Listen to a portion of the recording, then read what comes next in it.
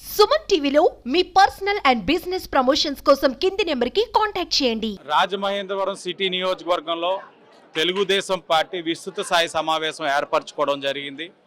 ప్రధానంగా 100 రోజులు పూర్తి చేసుకున్న సందర్భంగా ఎన్డీఏ కూటమిగా ప్రజల్లోకి వెళ్ళి ఈ 100 రోజులు ఏం సాధించామన్నది ప్రజలకి తెలియజేయడంతో పాటు ఇటుపక్క పార్టీ పరంగా కూడా తెలుగుదేశం పార్టీ క్షేత్రస్థాయిలో ఏ విధంగా ప్రజల దగ్గరికి వెళ్ళాలి, ఎన్డీఏ కూటమి నాయకులను అనుసంధానం చేసుకుంటూ ఏ కార్యక్రమాలు చేయాలన్న దానిపైన కూడా పార్టీలో కూడా చర్చించాలని, అలాగే ఈ 100 రోజుల్లో ఈ యొక్క పనితీరు బట్టి కానివ్వండి, చేస్తున్న విధానం బట్టి కానివ్వండి, లేకపోతే అన్ని వర్గాల వారి నుంచి వస్తున్న ఆదరణ బట్టి కానివ్వండి, వైఎస్ఆర్సీపీ నుంచి అనేక మంది రెసిగ్నేషన్స్ ఇచ్చి ఈరోజు తెలుగుదేశం పార్టీ తీర్థం పుచ్చుకోవడం జరిగింది.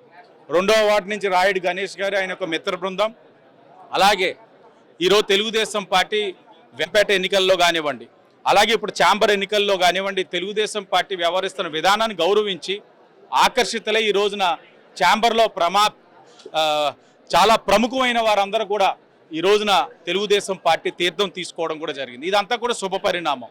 తప్పకుండా రాబోయే రోజుల్లోనే మరో 30 సంవత్సరాలు పార్టీని చాలా బలంగా తీసుకెళ్లేందుకు గాను ఏ విధంగా మనం క్షేత్రస్థాయి నుంచి బలపరుచుకుంటూ రావాలి, ఇటు వ్యాపారవేత్తలు కానివ్వండి, కార్మిక లోకం కానివ్వండి, అన్ని వర్గాల వారు, మహిళల్లో కానివ్వండి, పార్టీని మరింత బలపరిచేందుకు కార్యక్రమాన్ని ఒక మాస్టర్ ప్లాన్తో ముందుకు తీసుకెళ్లేందుకు తెలుగుదేశం పార్టీ నాయకులందరూ కూడా సమాయత్తమయ్యాం. ఒకే మాట మీద ఒకే బాట, ఎన్డీఏ కూటమి మరో ఒక 20 సంవత్సరాలు ఈ రాష్ట్రంలోని పరిపాలించే విధంగా తెలుగుదేశం పార్టీ ఎన్డీఏ కూటమి గెలుపు కోసం కృషి చేయాలన్నది మా తాలూకు ఆలోచన. నిన్ననే ఈ యొక్క లడ్డు అపవిత్రతకు కారణమైన జగన్మోహన్ రెడ్డి యొక్క దిష్టి బొమ్మని రాజమహేంద్రవరం ఆజాద్ చౌక్లో దహనం చేయడం జరిగింది.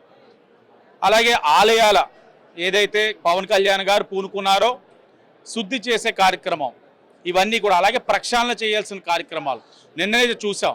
శ్రీకాళహస్తిలోని శాసనసభ్యులు బొజ్జల సుధీర్ గారు అసలు శ్రీకాళహస్తిలో ప్రసాదం ఏ నూనెతో చేస్తూ ఉన్నారు, ఏ నెయ్యి వాడుతూ ఉన్నారు, ఏంటి అన్నదాని మీద ఆయన కూడా వెళ్ళి పరిశీలించడం జరిగింది. ఎక్కడికక్కడ ఇటు అన్నవరం కానీ చిన్న తిరుపతి కానీ అక్కడికక్కడ కూడా శాసనసభ్యులు వెళ్ళి ఏం జరుగుతూ ఉంది, ఈ 5 సంవత్సరాలు ఆలయాలు దేవాలయాన్ని భ్రష్టు పట్టించారు, దీనిపైన కూడా తెలుగుదేశం పార్టీ ఎన్డీఏ కూటమిగా ఎక్కడికక్కడ ప్రక్షాళన చేస్తాం. రాజమండ్రి సిటీలో కూడా ఆధ్యాత్మిక కేంద్రం, ఇక్కడ అనేకమైన దేవాలయాలు ఉన్నాయి. ఈ 5 సంవత్సరాలు అదృష్టవశాత్తు ఇక్కడ ఎమ్మెల్యేగా ప్రతిపక్షంలో ఉన్న కూడా ఆదిరెడ్డి భవానీ గారు ఉండడం వల్ల తెలుగుదేశం పార్టీ నాయకులు ఎప్పటికప్పుడు అప్రమత్తంగా ఉన్నాం. ఎక్కడికెక్కడ తప్పులు జరగనవల పోరాడాం. దాని ఫలితమో ఏమో కానీ ఇక్కడ అన్ని తప్పిదాలు జరిగి ఉండవని భావిస్తా ఉన్నాం. అయినా కూడా తప్పకుండా అన్నిటిపైన ఒకసారి రివ్యూ చేసుకొని ఏం జరిగిందన్న దాని మీద కూడా ఒక రివ్యూ చేయడం జరుగుతుంది.